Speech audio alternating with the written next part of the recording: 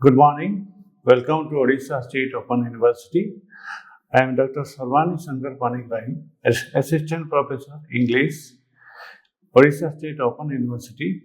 Would like to teach you UEGC 101, an Introduction to Literary Studies, Unit 6. Today our topic of discussion is the poem The Brook by Alfred Tennyson. Now let us know about the poet. Alfred Tennyson was born on 6th August 1809 and died on 6th October 1892. He was a renowned English poet during the time of Queen Victoria. Tennyson first gained recognition in 1829 when he was awarded the prestigious Chancellor's Gold Medal at Cambridge for his poem Timbuktu. Tennyson was also known for his skill in crafting short lyrical poems, with some of his best loved works including Break, Break, Break, The Charge of the Light Brigade, Tears, Idle Tears, and Crossing the Bar. Many of his poems drew on classical mythology as seen in the works like Ulysses. One of his most famous works, In Memoriam, Arthur Henry Hallam, was written in the memory of his close friend and fellow poet Arthur Henry Hallam, who died suddenly at the age of 22. Tennyson's contributions to blank verse, particularly in Idylls of the King, Ulysses, and Tithonus, also cemented his literary legacy. About the poem. In the poem Brook, Alfred Tennyson presents a stream that speaks for itself, recounting its origins, its journey, and its eventual merging with a large river.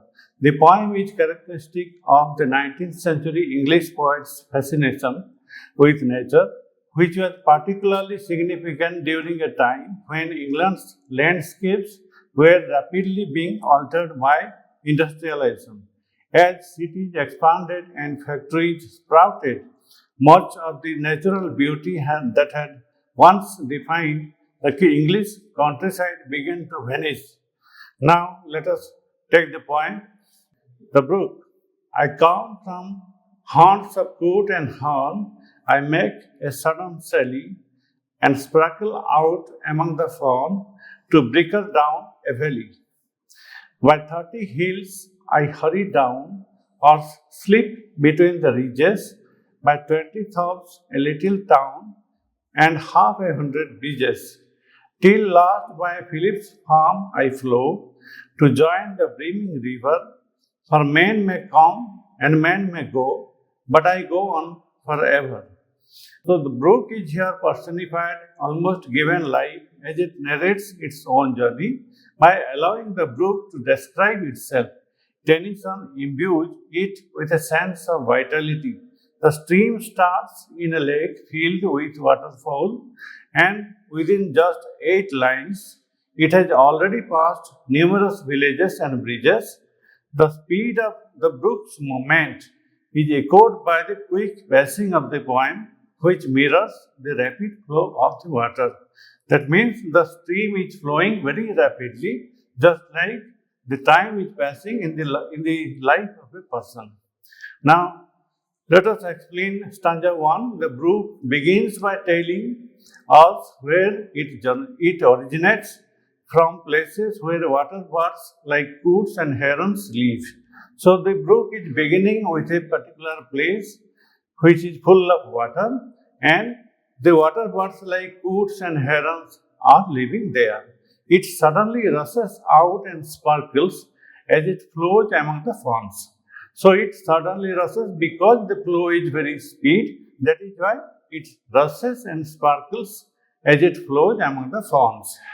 The word breaker means to make a rapid, murmuring sound describing the lively movement of the brook as it flows down a valley. So here our poet describes that the flow of the water is very rapid. That is why the word breaker has been used in the poem. Now, stanza 2. The brook flows quickly past 30 hills. The brook or the stream flows very quickly, and it passed 30 hills. it slips between ridges, showing its winding path. It slips between the ridges and showing its winding path. It passes by 20 small villages. It passes through 20 small villages, a small town, and crosses under about 50 bridges. So, how this stream passes? This stream passes through 20 small villages and a small town and under about 50 bridges. This shows the Brook's journey through the countryside, interacting with nature and human settlements. Now, stanza 3. The Brook finally reaches Philip's farm and joins a large river. So, before joining the large river, it reaches Philip's farm. Philip's farm is a playground or a field which is called or which is named by the name of Philip. That is why it is called as a Philip's farm. The Brook finally reaches Philip's farm and joins a large river. The poet contrasts the short lives of humans. Men may come and men may go with the endless flow of the Brook. So here our poet describes that the human life is very short, whereas the flow of the water or flow of the stream is continuing. So here he wants to make a comparison between the stream and human life. Human life is short-lived, whereas the life of the stream is not short-lived. It is rather continuing. The Brook symbolizes continuity and eternity, flowing forever. So here our poet describes that the Brook or the stream is symbolizing continuity and eternity because it flows forever. Now let us make a summary of the stanzas. Alfred Lord Tennyson's The Brook, the stream personifies itself, describing its journey from a lively bird-filled hilly region, rushing down valleys, past villages and under bridges. It highlights its noisy, sparkling journey through nature, passing Philip's farm, before contrasting its eternal, endless flow with the temporary, fleeting nature of human life. So here our poet wants to make a comparison between human life and the stream. So the particular poem symbolizes the human life because our poet wants to personify the stream or the Brook, describing its journey from a lively, barley field, hilly origin, rushing down the valleys, past villages and under bridges. So, as like the stream passes through many villages, then many bridges, many hilly regions. In the same way, human life is not static, rather it passes through various ups and downs.